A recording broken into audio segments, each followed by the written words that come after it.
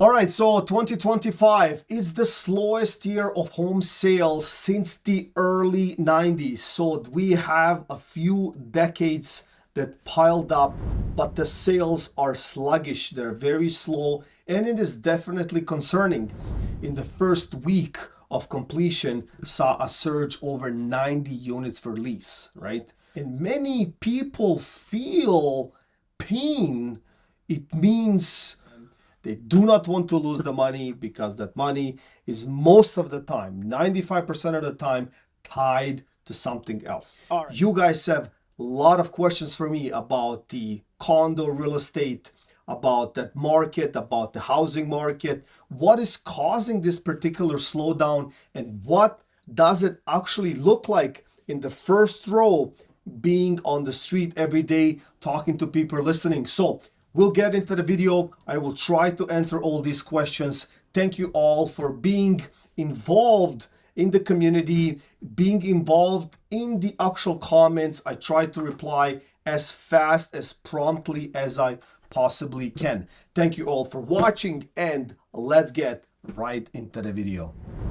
All right, so the first question that I received was, what is causing the market slowdown? And obviously there are many things. Some of these will obviously not impact you if you're not in trouble, if you don't feel that market squeeze. So what is the feel of market squeeze? Obviously, your property, if it's paid off, and if you have no additional debt on the property and stuff like that, you might be okay. If your property is paid off, but however, you bought or invested in the Toronto condo market or Toronto GTA condo market, then you're expecting occupancies on some of these condos or units, you might be in trouble because they will not appraise. They will not appraise at the purchase price from the peak.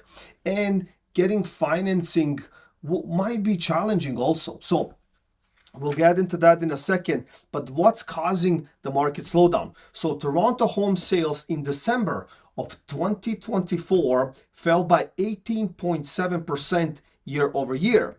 Sales at a 5-month low, mirroring patterns of the 90s recession. High mortgage rates and economic uncertainties causing buyers hesitation. So what happens, even buyers that are looking or wishing to purchase, change for better, upgrade, downgrade, whatever they're trying to do, they're trying to assess that particular market situation. And if they see a pattern that, 5-month low, lows of sales for a long time, and if it doesn't benefit them, if it doesn't favor them, then they will not pull the trigger. As simple as that. Unless they are looking at a property, they need a roof over their head, they don't have another choice, then you got yourself a buyer, and they will buy regardless of that situation. All right, let's continue. Factors behind the slowdown. So this is interesting. Many ask me, so why the slowdown? I mean, like, we had some things up and down, but why the slowdown and this and that? So let's get right into it. High borrowing costs. It's obviously one of the big ticket items, right? Because if you cannot borrow the money, you cannot buy it. As simple as that. You don't have the funds. And some investors or buyers, although they have these funds, do not want to put their full down payment or their full savings into down payment or property, etc., because they would like to have that additional cushion. So Bank of Canada interest rates remain elevated, right? So this is something that people ask me all the time. Well, look, we have seen Bank of Canada reduce rates and stuff like that. Yes, agreed, but it takes time for that to feather into the market, right? There's always that lag between Bank of Canada and your bank, right? So buyers can't afford current mortgage payments. We have seen it through 2023, 2024 even. People were struggling heavily with their mortgage payments, right? And most of buyers at the time of, let's say, 2018, 19, 20, 21, and 22 took obviously the option of a variable rate, which means in a short term, you are betting on a current market, right? So it's called variable. You move with the market. If the market moves, your rates move with it. And the counter product is obviously a locked or set mortgage rate, 3 years, 1 year, 5 years, whatever you choose. So, and that is more safe. However, those rates are usually always higher. So exactly, most went for the cheapest, the best variable product that they could find. However, they were betting on that curve each single day. And then when they got hit with high interest rates, their mortgage payment started moving immediately with that raise or that impact. So people were suffering a lot, right? So I spoke to many, and the question is always, what should I do? And I cannot answer that question for you. However, most people choose not to lose the roof over their head, and they choose to dip into their savings and go into more debt just to kind of ride the wave. So we'll get into that in a second. So then the surge of listings. So more sellers than buyers, especially in the condo market, right? So that happens when obviously everybody is trying to offload, especially in the investor sector, right? And what most people don't understand, that in the early 2020s, so 2020, 2021, and 2022, most people did not have a pile of savings in their savings account or whatever, right? Like they did not have that. But what they had was the equity that was built up in their current property, right? And if you owned and if you went through that cycle, if your property was valued at $1 million, all of a sudden, in the next few months down the road, you wake up and it's valued 10% more. So it's 1.1 million. And then after a few months, you see your neighbor sell for 1.2. So what does that tell you as an owner at that time is like, hey, look, I have extra $200,000. And then all the pressure that was building up from marketing, from everybody investing, the fear of missing out kicked in and all of that stuff. People were dipping into their home equities, and those home equities were easily qualified. Like you go in and you get qualified and you purchase. So the reason why there's a high surge of supply of condos is because people are evaluating and they say, look, I don't want to lose my home. I want to get rid of that investment, so-called, because it's digging me an even bigger hole. I just want to get out. Now, on the other spectrum of that story, these investors don't want to lose, right? Like they don't want to sell for a loss. They want to sell either for a profit or to break even so they can run to the bank and pay off that loan or debt that they own on their house because they don't want to lose the house. All right, so further, oversupply, lower prices, slower market movements, right?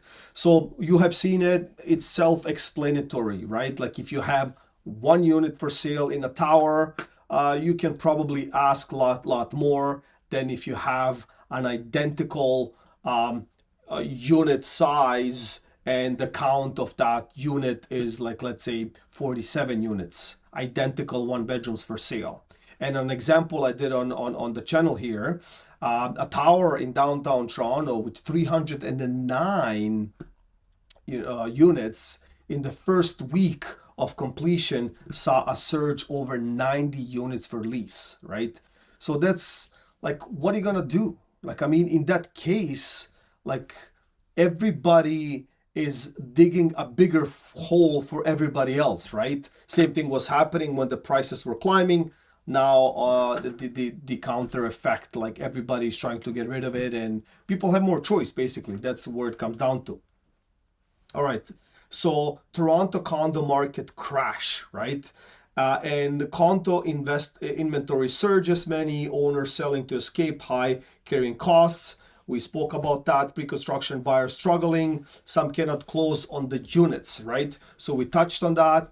And this will be definitely concerning, in my opinion, and my graphs, my personal graphs, and obviously the other data that we collect from Toronto Real Estate Board, from the people that I see. But the best indicators are obviously graphs and real numbers, because you have something tangible that you can actually calculate. However, when you speak to someone and they're in trouble, it could be one off, right? But when you speak to many people and many people feel pain, it means that something is happening. And usually graphs and numbers in this case are lagged behind, right? Like that data is a month old, 3 months old, 6 months old, depends, right?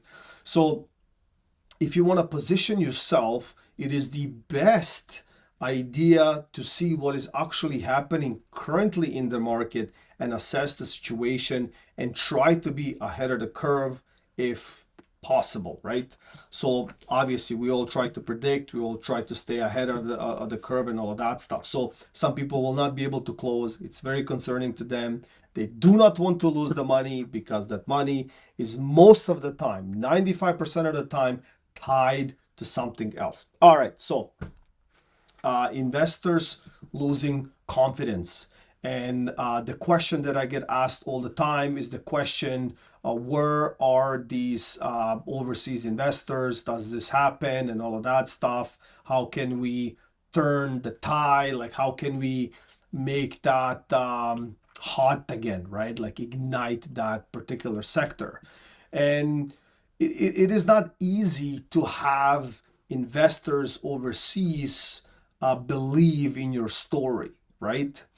You cannot have investors that are local believing in your story, never mind somebody across the globe believing. So what do they see? What do they feel? Obviously, it's what they read, what they hear, what they know from data, right? So it is hard to have that. And even today, like 81% of Toronto investors, Toronto condo investors that have purchased at the peak are in a deficit, on average more than $600 a month, with a tenant inside their place. So imagine, so you're paying out of your pocket and you're bridging that gap, and somebody else is living for, let's say, $2,200 a month in your condo, and you still have to fork out maybe $600, $800, $1,000 a month just to keep your expenses afloat, right? So that's something that is concerning to some. To some, it's they're still hoping that this market turns around, which I don't think is going to happen anytime soon. And you have to put it on a pen and a paper and just evaluate where you're at. All right. So is the market crash coming? A lot of people ask me that question. So CMHC predicts a recovery in 2025, but very slow. Now, CMHC historically made claims that were true, but they also made claims that they missed by a mile, right? So it's a prediction, because they said CMHC is predicting, right? Based on what they're predicting, I don't know. However, you have to assess your own situation. And we have seen an easy 15% drop since the peak. And I would say comfortably even a 20 to 25% drop in the outside layer of Toronto, like the Toronto GTA, like 1 hour away and stuff like that. I've seen drops like 20, 30%, depending obviously on the product. And I'm not only talking about condo market, I'm also talking about detached, I'm talking about land value, I'm talking about farmland and all of that stuff. So pretty hurt, and obvious reasons during the pandemic and stuff like that. Those pockets were valued much higher than maybe some pockets in the core city. And they just boomed out of a proportion, right? So now we see that some of these communities, it cannot be sustained, right? So people got a haircut, definitely 20-30%, and so on. All right, so move to the next. What this means for buyers and sellers, right? So what does it mean for buyers? All right, so I think the buyers have to be patient and the opportunities will come. It will all depend on your situation, right? Like if you must buy, you have to buy. You have to assess the situation. Is it worth that particular investment, that particular home?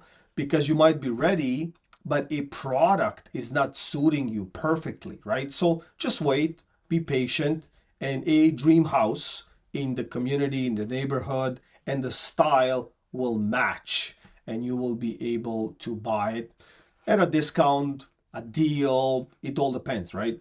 So for sellers, price aggressively if you need to sell, right? So when I mean price aggressively, right, like an assessment, a CMA, comparative market analysis, is a great tool, right? However, depending on the community and depending on what is happening, because sometimes you have these communities and people don't trade as often, like they're more mature communities, people live there for decades and all of that stuff, right? So there's not a lot of turnaround. It doesn't happen often, right? So you can have stale data, right? Like those homes can be in a price point between 1.6 and 1.8, and then you're listing now and you're like, okay, so I have nothing to compare to. This what was happening. However, those were the peak prices. Now you have to adjust to 1.35, 1.45, and still hope for the best. Now, you can try, you can play the dice game, you can throw the dice and imagine you're in a casino, and hopefully somebody will just pop overseas and just pay you extra 40% more than it's valued at, which is not going to happen, right? Like I tell my clients, I tell my friends, like, stop imagining this stuff, because you have more than one party at stake, right? You have the listing agent, you have a buyer agent, and we don't go into these things with a blindfold. Like, we have to look at data. So why do we look at data, right? Because the banks are the ones that are making, I would say, the last call. No money, no funny, right? So if you have listed a house for 1.4 and somebody gave you $2.2 million, that's 800,000 more than you were asking, right?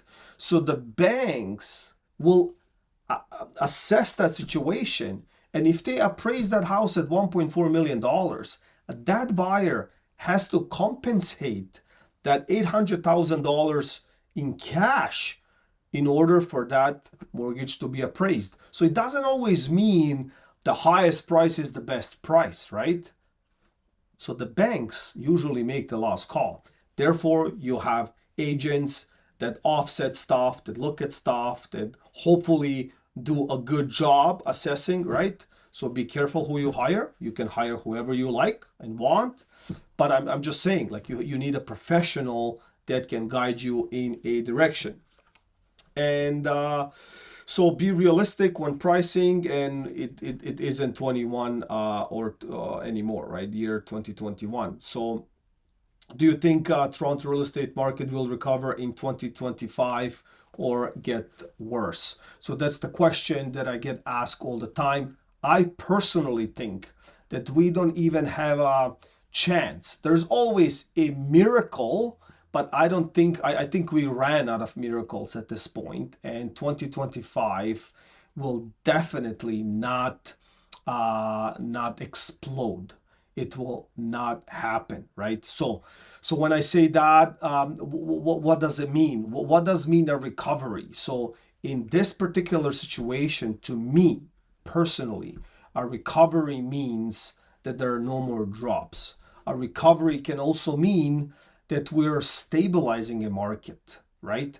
It's called stabilizing, not normal. Stabilizing means it will stabilize based on each particular situation. You might have two sellers or two families on the same street, but one is into debt up to here and the other one is not. So that's stabilizing. Some can stabilize their bills and their ongoing costs, and some cannot, right? Now, when we get into a normal market means that people will be able to count on a market, right? So if you buy something on $1 million, there's a good chance, a high chance, that you will be able to sell for $1 million within the next 6 months, a year, right? It's hard to predict, more than 4 quarters or 1 calendar year. Like me personally, I don't go beyond 1 or 2 quarters, right? Like it's hard. Half a year, who can predict? Like there's nothing you can predict, right, nowadays, right? Especially with the political scene and our neighbors to the south, north, east, west, and all of that stuff. Like we don't know where we're heading, we don't know where we're going, and there's a lot of uncertainty in the market. So to me, the market is not normalized or stabilized at all, right? And definitely no booms, because in order to have a boom, right, a boom market, like an explosion in the market, you need many things, right? Like, so you need like a very, very low interest rates. You need the economy to thrive, no other interferences. You need the demand. You need the immigration, in our case here in Canada. You need high employment. You need money hand over fist. You need the ability to walk into a bank and ask for whatever you want and you will get it. So we need all these things in order to see that boom, that skyrocketing, I don't care, I just want it market, right? So I don't think we are there, and I don't think we will be there, maybe never. Maybe down the road, maybe a decade, 2, 3 decades out, when we see that market again. And the question that I get asked all the time, sometimes some people make fun of me, and that's fine. Like it's your take on that particular matter. That's okay. Some people say, look, the market will return in 2025 back to the peak, and you're going to lose. Well, if I lose, I lose. And I personally believe that it's going to take at least till 2030 for us to, if everything goes well, for us to see some kind of a peak to peak kind of graph. And that's it. So I hope you gain some value out of this particular video. I know it's packed video. Like there's a lot of things that I said here. I appreciate you commenting. I appreciate your support. And even if you don't agree with me, like please write it in the comments. Like I want to hear what you want to say, what you can say, what you're trying to tell me. So until next time, I will see you in another video.